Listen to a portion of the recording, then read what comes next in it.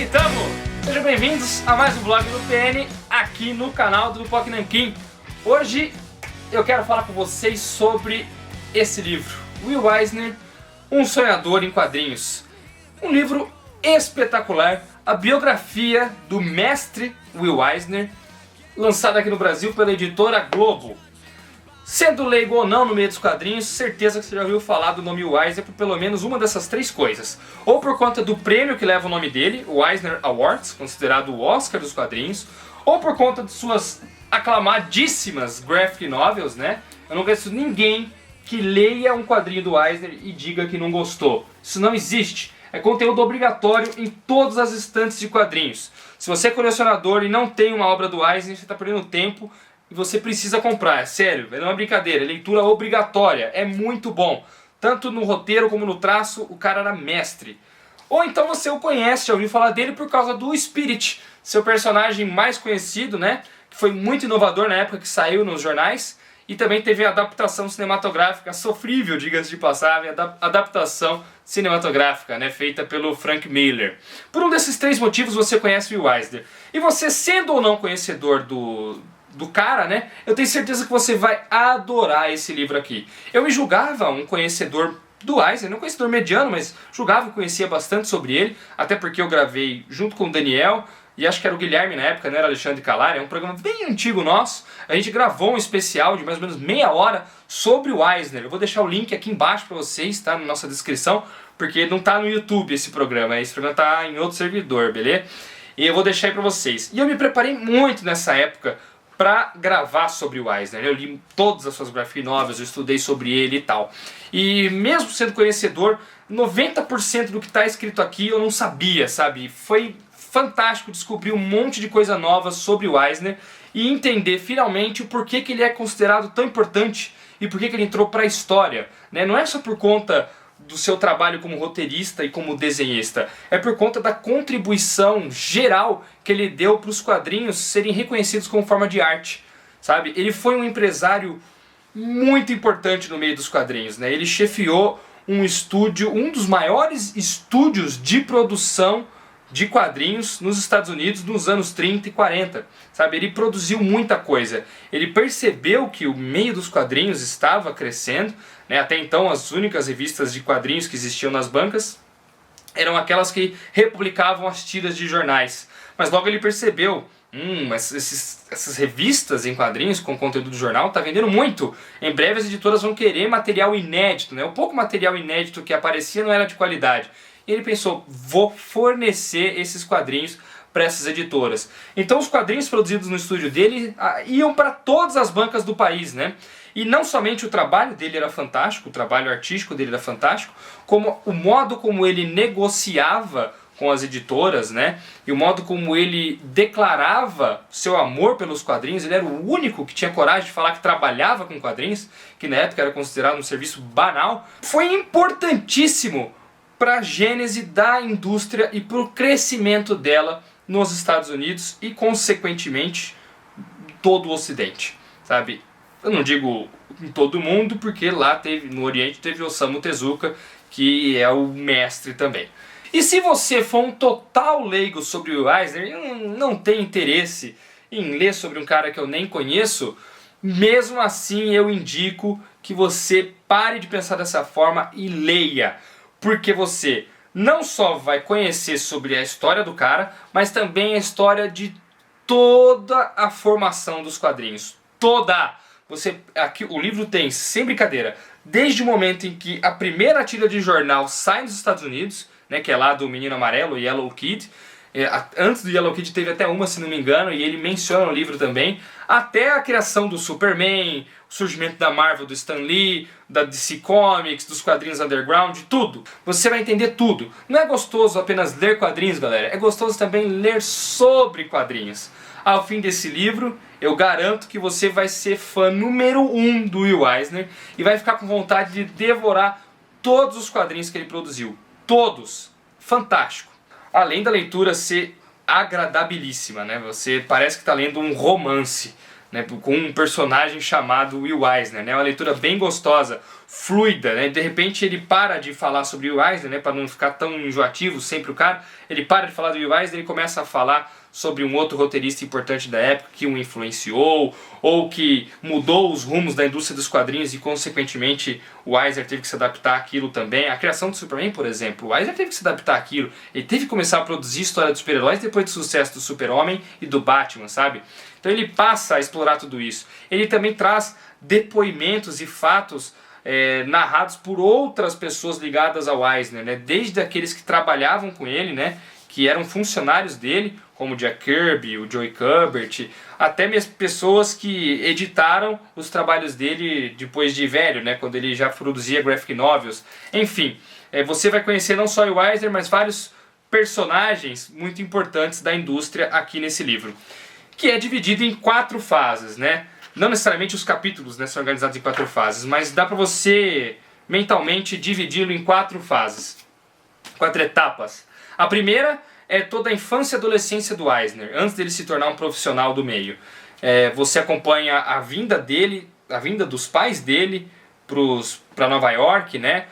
A tentativa do pai de se estabelecer como um profissional do meio de artes, né? Ele queria ser um artista e a mãe dele era mais pragmática, não queria e tal. É legal você ver toda a infância do Eisner, né? A infância sofrível dele, ele trabalhando para vender nos jornais, e o interesse dele em cinema e quadrinhos, sabe? Toda essa etapa da infância dele e da vida dos pais dele é muito interessante.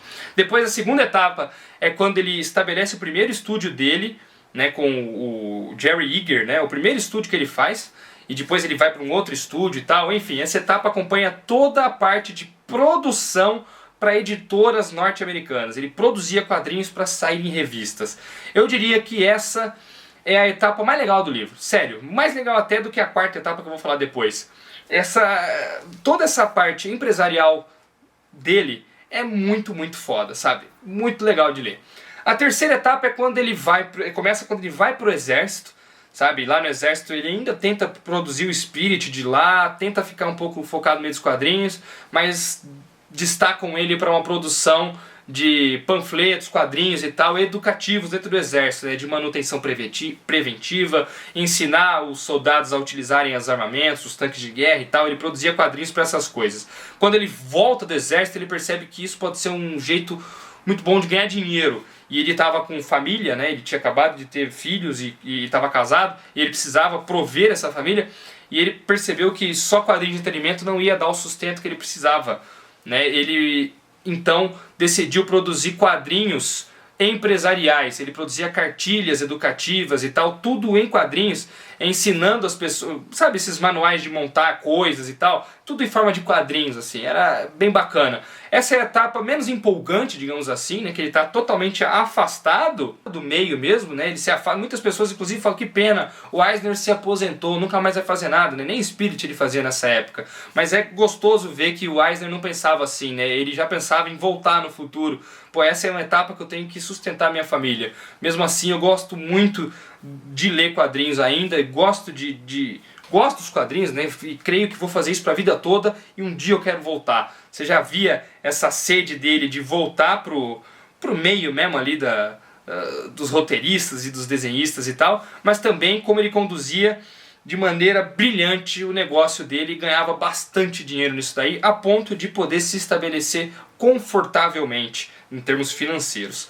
E a quarta etapa, que é a segunda mais empolgante na minha opinião, é a etapa que ele começa a produzir graphic novels, né, que são essas daqui, ó. A primeira graphic novel dele, Um Contrato com Deus, todas as questões dos bastidores são interessantíssimas de serem vistas, né? Não só do Contrato com Deus, mas a vida Drops, A Força da Vida, o quadrinho dele biográfico lá, O Sonhador, Ao Coração da Tempestade.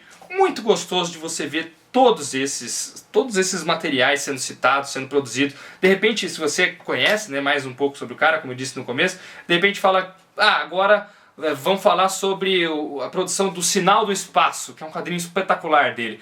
Puta, Sinal do Espaço, isso é foda, eu já li, gosto pra caramba, vamos ver como é que isso aconteceu. Então você já se empolga de antemão, né, quando você sabe do que se trata. Se você for um leigo, você vai se empolgando conforme lê. Mas se você já conhece um pouco, de antemão você já fica com vontade de devorar o livro, né? Enfim, são essas 4 etapas, todas elas cheias de curiosidades, né? Depoimentos de outras pessoas e de fatos, como eu disse, sobre toda a indústria dos quadrinhos. Um fato curioso, por exemplo, é que ele foi chamado pelo Stan Lee para ser editor-chefe da Marvel em determinado momento e negou. Eu não sabia disso. Ele negou porque ele não queria trabalhar com personagens dos outros, ele não gostava desse negócio da editora pegar os personagens e ficar com os direitos para ela. Ele sempre achou que o artista tinha que ter o direito dos personagens que criava, e por não concordar com isso na Marvel e estar confortável financeiramente por conta do trabalho dele anteriormente, né, com o meio educativo e tal, e empresarial, ele negou. Eu não sabia disso, cara. E outra coisa que eu não sabia, a volta dele para os quadrinhos se deu através dos quadrinhos underground. Sabe, o livro até mostra muito do Robert Crumb e outros quadrinistas underground, que ele voltou a se interessar por quadrinhos quando ele percebeu que esse pessoal do underground estava fazendo conteúdo para adultos também. E aí ele procurou voltar, né, procurou um editor na época, o Dennis Kitchen, né, que se destacou no meio lançando vários artistas underground. Ele procurou esse cara para trazer de volta o Spirit e começar a lançar algum material inédito, coisas que eu não sabia, por exemplo.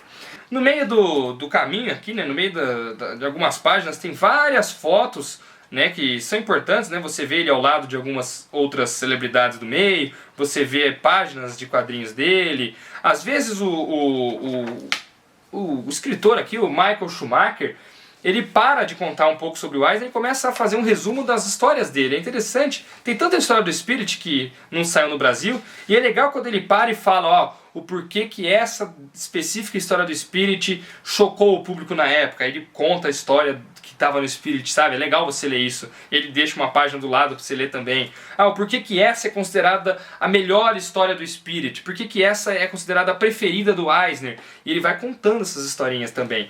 É muito, olha, enfim, uma leitura extremamente agradável para você que conhece ou não conhece o Will Eisner, e fundamental para você entender tudo sobre a indústria norte-americana de produção de quadrinhos, sabe? Não só um livro sobre o Eisner, um livro sobre a história das histórias em quadrinhos. Simplesmente fantástico.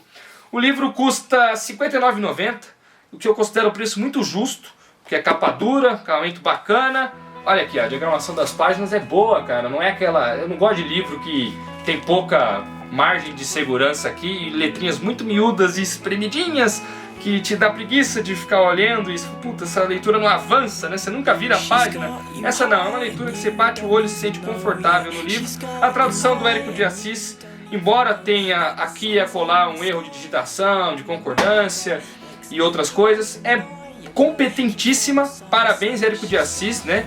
Por conseguir manter todo o brilhantismo aqui do Michael Schumacher, que é um excelente escritor, né? Então, ainda bem que ele ficou a cargo de um excelente tradutor também. Leitura mais do que recomendada. Estão me chamando aqui no Skype e eu vou me despedindo de vocês. Deem joinha no vídeo, compartilhem as redes sociais e se inscrevam no canal para receber mais conteúdo do Pock Nankin, beleza? Um abraço, tchau, tchau!